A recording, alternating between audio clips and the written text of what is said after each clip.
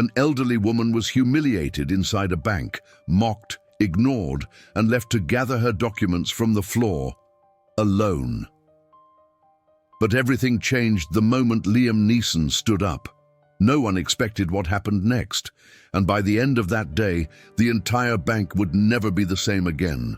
Stay with us until the end, because what Liam did isn't just unforgettable. It might change how you see silence, power, and respect.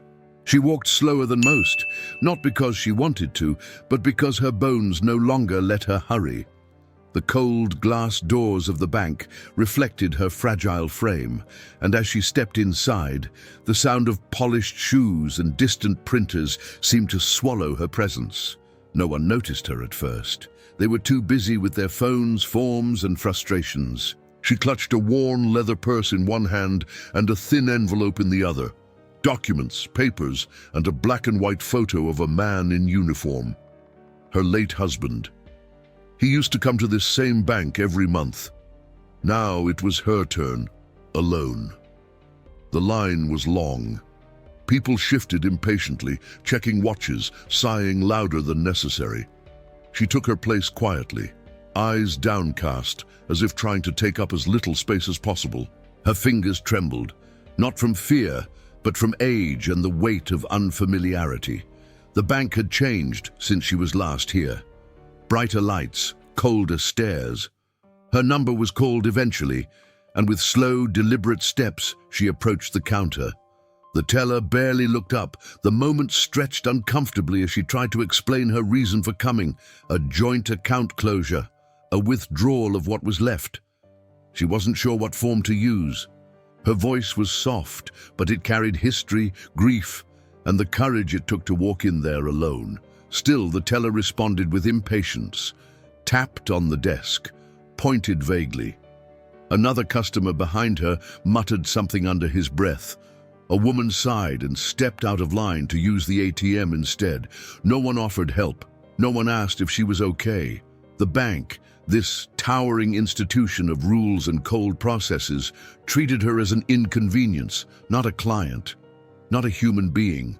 She apologized for not understanding. The teller rolled his eyes. A second employee walked by and whispered something with a grin. They laughed, not loudly, but loud enough for her to hear. Her hands gripped the edge of the counter for balance.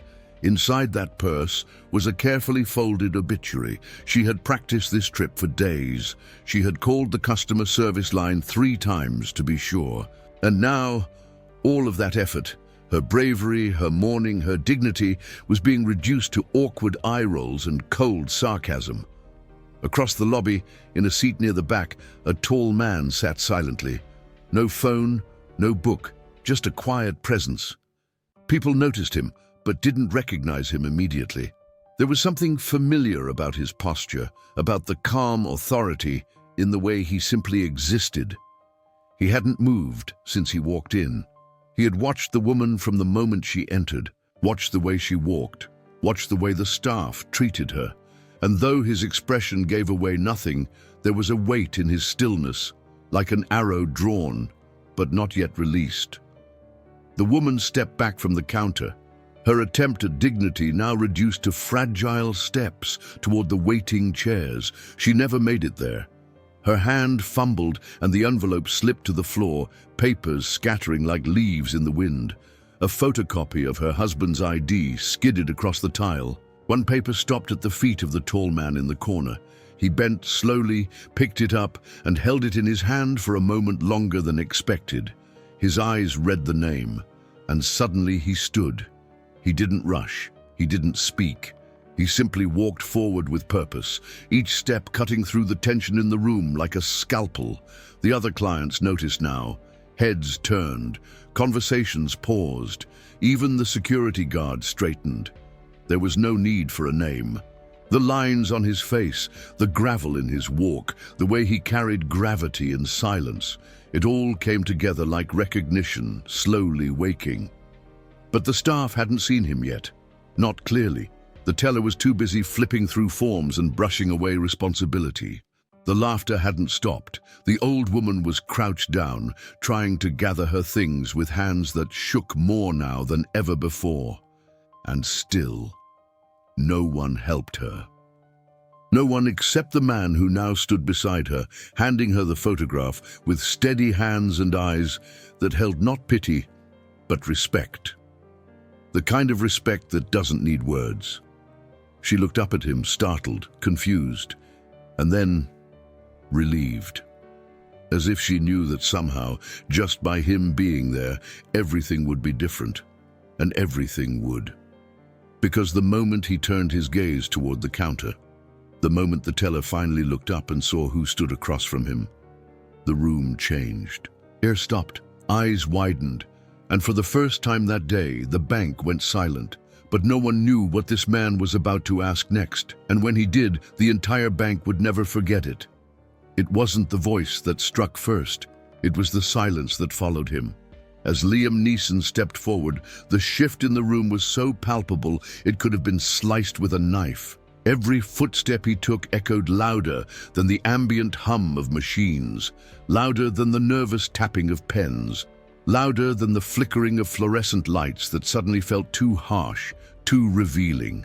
People didn't just look, they froze. The teller's expression morphed from casual annoyance to visible confusion, then quickly into fear. Not the kind of fear born from violence, but the deeper kind, respect laced with guilt. The kind of fear that surfaces when someone realizes they've just been watched and judged. Liam didn't speak. He simply stood next to the elderly woman, hands at his sides, his gaze calm and firm. The photo he had picked up moments ago now rested gently atop her crumpled documents. Her purse still lay open on the floor, but she no longer noticed. All her attention was on the tall man beside her, the same man whose face now appeared on a screen behind the counter. The bank's security system had recognized him instantly. An AI-flagged alert pulsed faintly in the corner of the employee dashboard. High-profile individual detected, Liam Neeson. A silent alarm, no threat, just a presence. But presence was everything. Some employees whispered quietly, trying to confirm what their instincts already told them. Others just stared, waiting for something, anything, to break the unbearable tension. And then he moved. He didn't raise his voice. He didn't point fingers. He didn't need to. He simply stepped up to the counter where the teller stood, frozen in place, a blank form still in hand. There was a pause, longer than it needed to be, deliberately uncomfortable. Liam looked at the counter, then back at the staff. His eyes didn't accuse, they illuminated, and in that moment everyone who had laughed, ignored, or dismissed the old woman saw themselves reflected in those eyes, and didn't like what they saw. The manager emerged from his office seconds later, phone still in hand, talking into the air before realizing what, or rather who, was standing at his counter. The color left his face. He took one step forward, then stopped, unsure if he was supposed to intervene or simply vanish. No one in the room knew what Liam would do next, and somehow that made his silence louder. Then he spoke. Not with force, not with anger, but with something far more unnerving. Clarity. He didn't need to ask for titles, explain who he was, or recall names. He described a moment, a day decades earlier, a small town, a rainy morning, and a woman, his mother, trying to close an account after losing her husband. He remembered how she was made to feel invisible, how the teller smirked when she asked for help, how she came home in tears but never said a word about it again, and how, even then, something inside him had promised, never again. Now, here he was, in a different country, in a different time, but watching the same script play out in front of him. The employees didn't move. No one dared to interrupt, not because they feared celebrity backlash, but because they recognized something older, heavier, and far more consequential: justice. Liam reached down and helped Eleanor to her feet. Not quickly, not forcefully, but with reverence, as if she were royalty. He didn't ask, he didn't suggest. He simply walked with her, calmly, directly, past the counter, past the others waiting, past the silent crowd, and toward the glass-walled office marked Branch Manager. No one stopped him. The manager stumbled backward as they entered. Liam gestured toward a chair for the elderly woman, then stood beside her, still without raising his voice. He looked the manager in the eye, and something passed between them. Unspoken, heavy, irreversible. The kind of moment that rewrites policy, not because someone signed a paper, but because shame reshaped a conscience. Inside that room, behind closed doors, nothing dramatic occurred, no threats, no ultimatums, just clarity, composure, and the undeniable weight of right versus wrong. Meanwhile, in the lobby, the atmosphere lingered in stunned quiet. No one touched their phones. No one dared to speak. They had all witnessed something they couldn't explain, a moral force that didn't need fanfare or fists, just a man, his presence, and a decision to step in. 10 minutes later, Liam and Eleanor re-emerged. Her steps were lighter now. Not because her legs worked better, but because something had been lifted from her heart. She held a new envelope in her hands, sealed, complete. No more confusion, no more delays. Everything handled with care, with human eyes, with respect. And still, Liam said nothing. He walked her to the front door, held it open, let her exit first. She turned as if to thank him, but the words caught in her throat. He simply nodded. That was enough. The bank staff watched in silence as he walked back inside. He didn't leave, not yet. He turned one last time to the crowd, to the line of people who had witnessed it all, and stepped toward the counter again. The same teller now stood stiff, visibly trembling.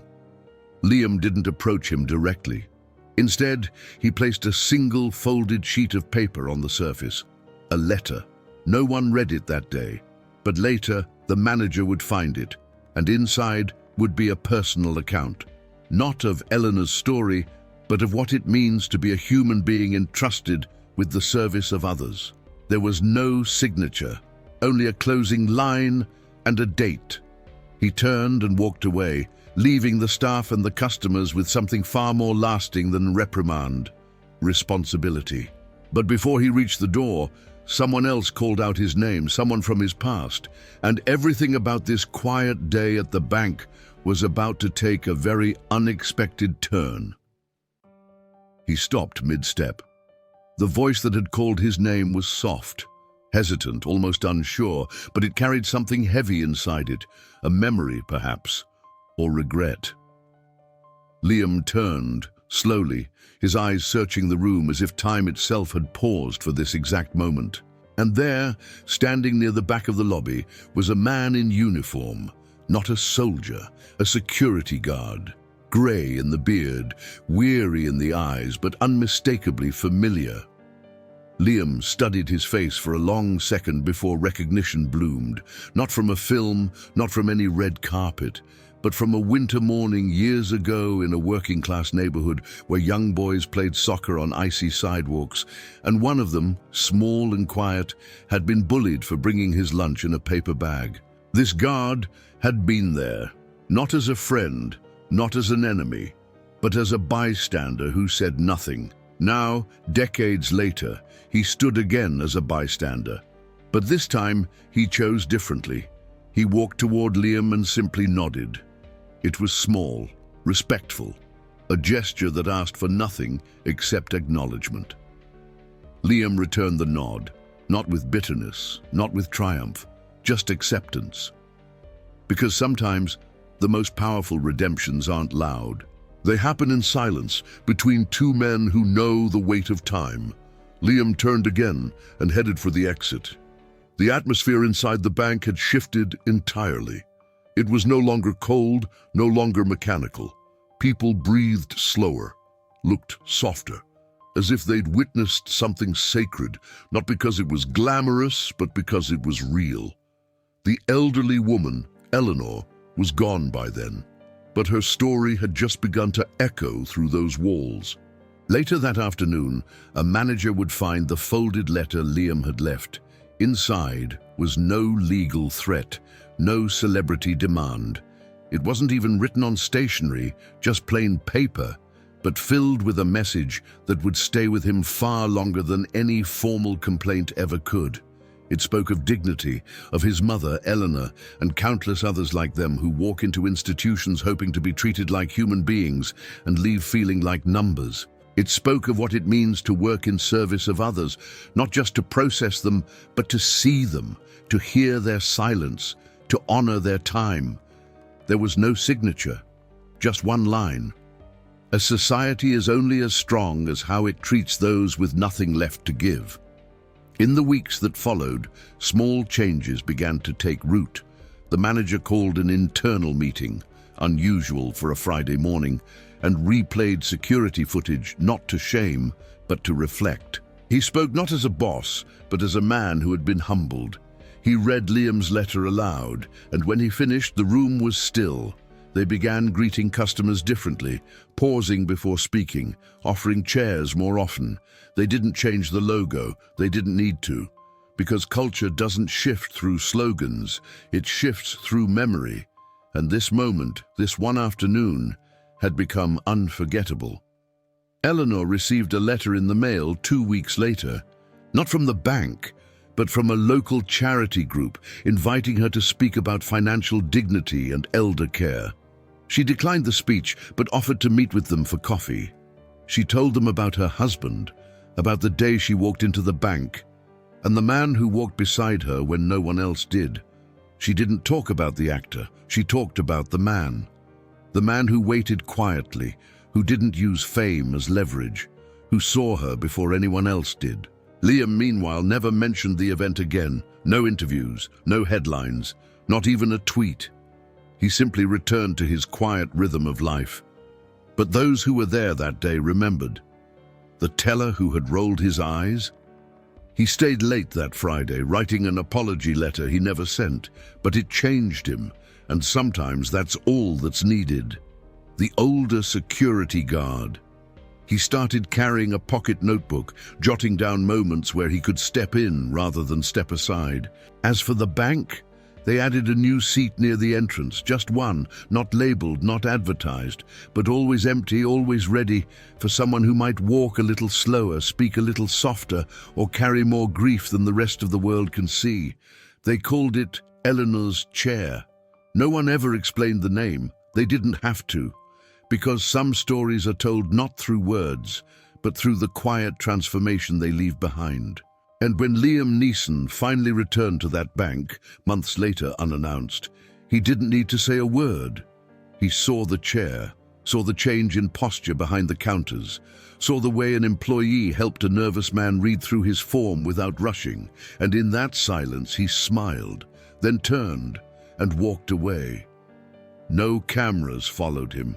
No one asked for autographs. But everyone remembered what happened that day. Because in a world full of noise, sometimes all it takes to change everything is a man who chooses to act when others stand still. If this story moved you even a little, share it. Too many people go unseen, unheard, disrespected. But sometimes, all it takes is one person standing up. Subscribe to the channel for more stories that restore our faith in quiet strength, dignity, and doing what's right when no one else will. Because the world doesn't need more noise, it needs more courage like this.